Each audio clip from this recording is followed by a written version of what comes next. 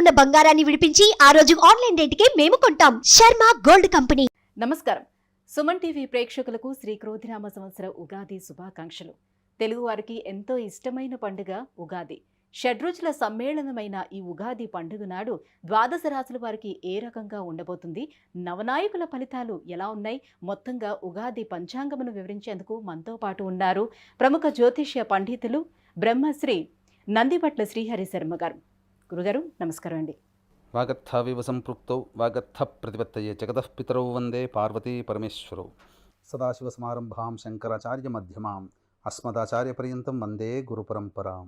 ఆదిత్యాయ చ సోమాయ మంగళాయ బుధాయ చ గురుశుక్రశనిభ్యశ్చ రాహవే కేతవే నమః. గురుగారు, ఈ క్రోధినామ సంవత్సరం సింహరాశి వారికి ఎలా ఉండబోతున్నాయి, గ్రహ స్థితిగతులు ఎలా ఉన్నాయి, ఏ గ్రహాలు ఎటువంటి ఫలితాలను ఇస్తున్నాయి? గత సంవత్సరం గడిచినటువంటి శోభకృతనామ సంవత్సరం కంటే ఈ సంవత్సరం చాలా బాగుండాలి, కనీసం అనుకున్నటువంటి పనులన్నీ నెరవేరాలనే ఆశ ప్రతి వ్యక్తికి ఉంటుంది. అయితే ఈ యొక్క క్రోధినామ సంవత్సరానికి రాజు కుజుడు, శని మంత్రి. సహజంగా ఈ నవగ్రహాలలో శని కుజులు ఇద్దరు కూడా పరస్పర బద్ధ వైర శత్రువులు.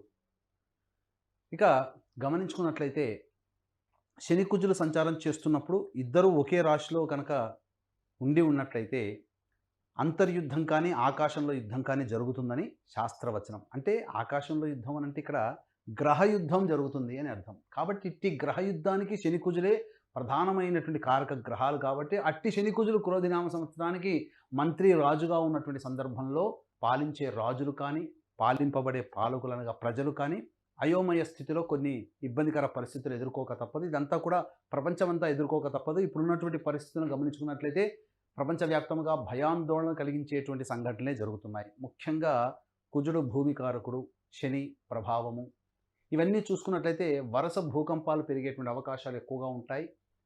యుద్ధ ప్రమాదాలు కూడా జరిగేటువంటి అవకాశాలు ఉంటాయి. వెరసి చూసుకున్నట్లయితే ఈ క్రోధినామ సంవత్సరంలో సింహరాశి వారికి ఎలా ఉండబోతుందని చూసుకున్నట్లయితే ముఖ్యంగా ఆదాయము 2, వ్యయం 14, రాజ్యపూజ్యం 2, అవమానం 2. అంటే మనము ఆదాయానికి మించినటువంటి ఖర్చులు పెట్టాల్సినటువంటి పరిస్థితి ఏర్పడుతుంది. అంటే 2 రూపాయలు సంపాదించామనుకోండి, మిగతా 12 రూపాయలు అప్పు తెచ్చుకొని ఖర్చు పెట్టి మన యొక్క ఇబ్బందులు కష్టాలని మన యొక్క కోరికల్ని నెరవేర్చుకుంటాము. అంటే ఇక్కడ దీన్ని బట్టి మనం అర్థం చేసుకోవాల్సింది ఏంటంటే అప్పులు చేయడానికి ఎక్కువగా ఇష్టపడకుండా ఉండి తగినటువంటి ప్రణాళికతో కనుక ముందుకు వెళ్ళినట్లయితే ఈ వ్యయం తాలూకు ఖర్చు తగ్గుతుంది అని అర్థము. అలాగే రాజ్యపూజ్యం 2, అవమానం 2 అన్నప్పుడు సంఘంలో మిమ్మల్ని గౌరవించేవారు, మీ మాటకు విలువిచ్చేవాళ్ళు ఇద్దరుంటే అంతే సమానంగా మిమ్మల్ని అగౌరవపరిచేవాళ్ళు, మీ మాటకి విలువ ఇవ్వని వాళ్ళు కూడా ఇద్దరుంటారు.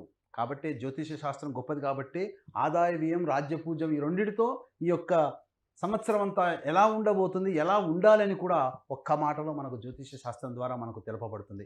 ఇక వివరాల్లోకి వెళ్ళినట్లయితే సింహరాశి వారికి సప్తమ శని సంచారము, అష్టమ రాహువు, అలాగే దశమ గురువు, ద్వితీయ కేతు. వెరసి ఈ యొక్క గ్రహాల యొక్క స్థితిగతులను కనుక పరిశీలన చేసుకుంటే అంత ఆశాజనకమైనటువంటి పరిస్థితి ఈ యొక్క సింహరాశి వారికి ఉండలేదు అని చెప్పవచ్చు. కారణం ఏంటంటే యోగకారక గ్రహమైనటువంటి గురువు దశమ స్థానంలో ఉండడం, అష్టమ రాహువు ప్రధానంగా, ద్వితీయ కేతువు ప్రధానంగా ఇబ్బందికర పరిస్థితులు, సప్తమ శని ఇబ్బందికర పరిస్థితులు అనేటువంటివి ఉంటాయి. పూర్వార్ధం కంటే ఉత్తరార్ధం కొంత మేలని చెప్పవచ్చు. కాబట్టి ఈ సంవత్సరం అంతా కూడా ఆశాజనకంగా లేక నిరాశ నిస్పృహలతో ఈ సింహరాశి వారు జీవించాలనంటే కొన్ని సమయాలు మాత్రం అనుకూలంగా ఉన్నటువంటి సమయాలు ఉంటాయి. కాబట్టి ఆ సమయంలో మీరు ప్రణాళికాబద్ధంగా మీరు ముందడుగు వేసినట్లయితే మీ యొక్క ఇబ్బందుల కష్టాలన్నీ కూడా తొలగిపోతాయని చెప్పవచ్చు. ముఖ్యంగా ఏదా సమయం అంటే సింహలగ్నానికి యోగకారకుడైనటువంటి కుజుడు స్తంభించి 21 అక్టోబర్ 2024 నుంచి 21 జనవరి 2025 వరకు కర్కాటక రాశిలో సంచారం జరుగుతుండడం, అలాగే ఈ యొక్క సింహరాశి వారికి భాగస్వామ్యాన్ని అనగా ఇతరుల యొక్క సహాయ సహకారాలు అందించేటువంటి శని బలహీనుడైపోయినటువంటి సమయం. శని మౌఢ్యం 23 ఫిబ్రవరి 2025 నుంచి 29 మార్చి 2025 వరకు కూడా శని మౌఢ్యమి కారణం చేత, శని బలహీనుడైనటువంటి కారణం చేత ఆ సమయంలో మీకు ఆశాజనకమైనటువంటి ఫలితాలు పొందుతారని చెప్పవచ్చు. ముఖ్యంగా రాజకీయ రంగంలో ఉన్నటువంటి ఈ యొక్క సింహరాశిలో జన్మించినటువంటి వారికి నిరాశ తప్పదు. ఆశించిన మేర ఫలితం పొందకపోవడం, ఎందుకంటే రాహుబలం లేని కారణం చేత ఆశించిన పదవిని పొందలేకపోవే అవకాశాలు ఎక్కువగా ఉంటాయని చెప్పవచ్చు. ఇక గమనించుకున్నట్లయితే జీవిత భాగస్వాములతో చక్కగా ప్రేమతో మెలిగినట్లయితే సింహరాశి వారికి దాంపత్యం అనుకూలంగా ఉంటుంది. అహంకారం చూపించినా, ఈగో ప్రాబ్లమ్స్ చూపించినా కొన్ని ఇబ్బందికర పరిస్థితులు అనేటివి ఎదురవుతాయని చెప్పవచ్చు. ముఖ్యంగా ధనపరమైనటువంటి సమస్యలు ఎక్కువగా ఉంటాయి. ఊహించిన దానికంటే ఎక్కువగా ఖర్చు అయ్యేటువంటి అవకాశం ఎక్కువగా ఉంటుంది. ముఖ్యంగా ఈ యొక్క కుజుని యొక్క ప్రభావము ముఖ్యంగా చతుర్థ స్థానం మీద, అలాగే ఈ సంబంధించినటువంటి షష్టమ సప్తమ స్థానం మీద ఉన్నటువంటి దృష్టి కారణం చేత అక్టోబర్ వరకు కూడా గృహంలో పలు చికాకులు సమస్యలు అనేటివి తలెత్తుతాయి. గృహోపకరణాలకి ఎక్కువగా వ్యయం చేయాల్సినటువంటి పరిస్థితులు, అనవసరమైనటువంటి ఖర్చులు పెరిగేటువంటి అవకాశం ఉంటుంది. అలాగే శత్రు సమస్యలు కూడా పెరుగుతాయి. మీరు అనుకున్న వాళ్ళు మీకు శత్రువులుగా మారేటువంటి అవకాశం ఉంటుంది. ఏది ఏమైనప్పటికీ కూడా ఈ కర్కాటక రాశిలో జన్మించినటువంటి వారికి ముఖ్యంగా వ్యాపారస్తులకి కొంత ఆశాజనకమైనటువంటి పరిస్థితి ఉంటుంది. రిటైల్ రంగంలో ఉన్నటువంటి వారు, హోల్సేల్ రంగంలో ఉన్నటువంటి వారికి ఆశించిన మేర ఫలితాలు పొందుతారని చెప్పవచ్చు. అలాగే ఇక జ్యువెలరీ రంగంలో కానీ, హోటల్ బిజినెస్, అలాగే జనరల్ స్టోర్ రంగంలో ఉన్నటువంటి వారు, విద్యాలయాల్లో ఉన్నటువంటి వారు కాస్త మంచి పోరాట పటిమ కనుక చూపించి ప్రత్యర్థులతో ధీటుగా కనుక మీరు మీ యొక్క వ్యాపారాన్ని విస్తరించుకున్నట్లయితే అద్భుతమైనటువంటి యోగాన్ని సింహరాశి వారు పొందుతారని చెప్పవచ్చు. విద్యార్థులు కాస్త అధిక శ్రమ పడితే తప్ప ఉత్తీర్ణత 100కి 100% పొందలేనటువంటి పరిస్థితి ఉంటుంది. ముఖ్యంగా ఈ సింహరాశి వారు ఆరోగ్యం పట్ల శ్రద్ధ వహించాల్సినటువంటి పరిస్థితి. ఈ చెప్పినటువంటి విధంగా 21 అక్టోబర్ 2024 నుంచి 29 మార్చి 2025 వరకు ఆశాజనకమైనటువంటి పరిస్థితి ఉంటుంది. కాబట్టి ముఖ్యంగా వివాహ సంబంధమైనటువంటి విషయాల్లో మీరు ముందడుగు వేస్తారు. తద్వారా కొంత మంచి సంబంధం కుదిరేటువంటి అవకాశం ఉంటుంది. ఈ సమయాన్ని అనగా 21 అక్టోబర్ 2024 నుంచి 29 మార్చి 2025 వరకు ఉన్నటువంటి సమయము కాస్త అనుకూలంగా ఉంటుంది కనుక, కాబట్టి ఏ పని అనుకున్నా కానీ ఆ సమయంలో కనుక ప్రారంభించి మీరు ముగింపు చేసుకుంటే మంచి ఫలితాలు పొందుతారని చెప్పవచ్చు. అలాగే సినిమా రంగంలో ఉన్నటువంటి వారికి, టీవీ మరియు ప్రింటింగ్ మీడియాలో ఉన్నటువంటి వారికి కొంత ఇబ్బందికర పరిస్థితులు ఏర్పడతాయని చెప్పవచ్చు. ఆశించిన మేర ప్రాజెక్టులు రాకపోవడం, మీకు చేసినటువంటి ప్రాజెక్టు సినిమా రంగంలో కానీ, కళారంగంలో ఉన్నటువంటి వారికి అన్ని రకాల ఫ్రేమ్స్లో 24 ఫ్రేమ్స్లో ఉన్నటువంటి వారికి కాస్త కష్టపడితే తప్ప ఫలితాన్ని పొందలేనటువంటి పరిస్థితి ఈ యొక్క సింహరాశి వారికి ఉంటుంది.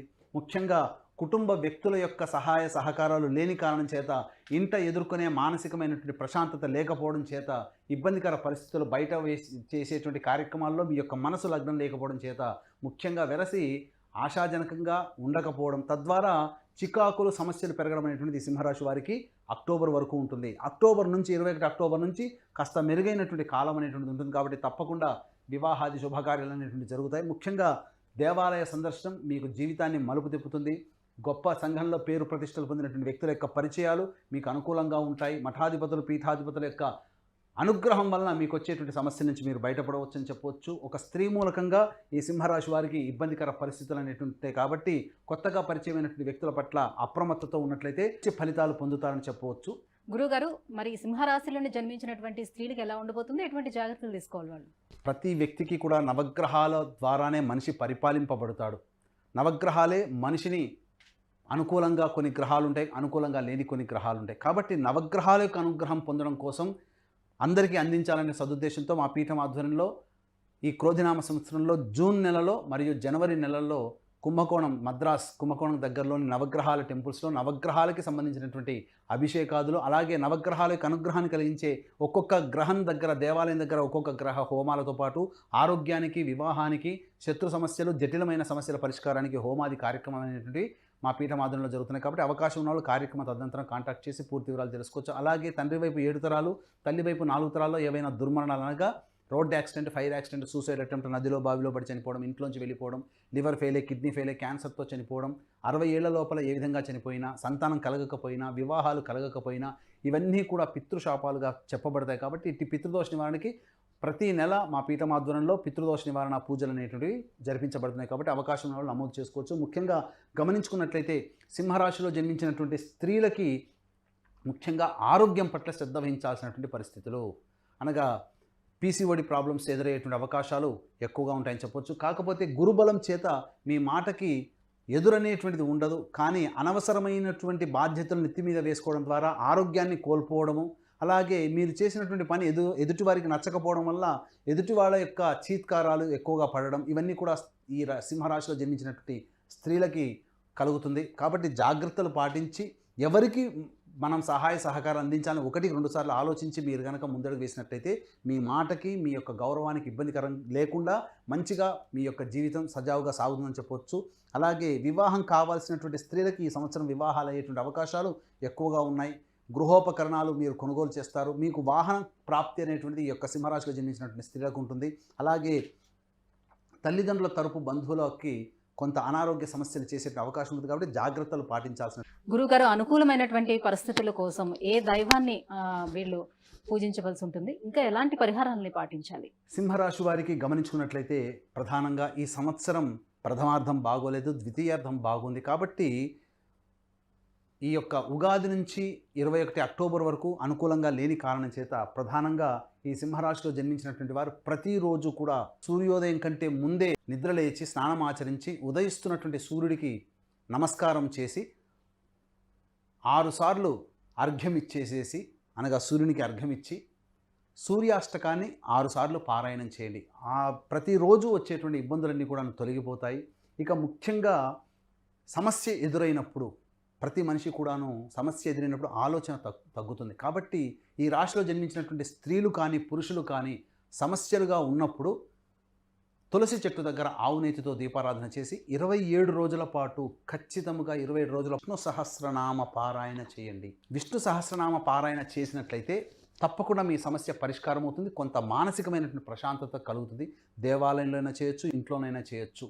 లేదు ఇంకా మీకు ఈ చేసుకోలేని పరిస్థితుల్లో ఉన్నామనంటే కుంభకోణం దగ్గరలో ఉన్నటువంటి నవగ్రహాల టెంపుల్స్లో మా పీఠం ఆధ్వర్యంలో నవగ్రహాలకి అభిషేకాలు, నవగ్రహాలకి దేవాలయాల్లో హోమాది కార్యక్రమాలు జరపబడుతున్నాయి. కాబట్టి ఆ కార్యక్రమ తదనంతరం మీ గోతనామాదులు నమోదు చేసుకోవచ్చు. ఇక ఈ యొక్క సింహరాశి వారికి అదృష్ట సంఖ్య 1, అదృష్ట వారము గురువారము, ఆదివారము, మంగళవారం అని చెప్పవచ్చు. గురుగారు, ఈ సింహరాశి వారికి ఈ క్రోధినామ సంవత్సరం ఎలా ఉండబోతుంది, ఎటువంటి పరిహారాలను పాటించుకుంటే వారికి మరింత యోగదాయకంగా ఉండబోతుందనే విషయాన్ని తెలియజేసినందుకు ధన్యవాదాలు. సర్వం శ్రీ ఉమామహేశ్వర పరబ్రహ్మార్పణమస్తు.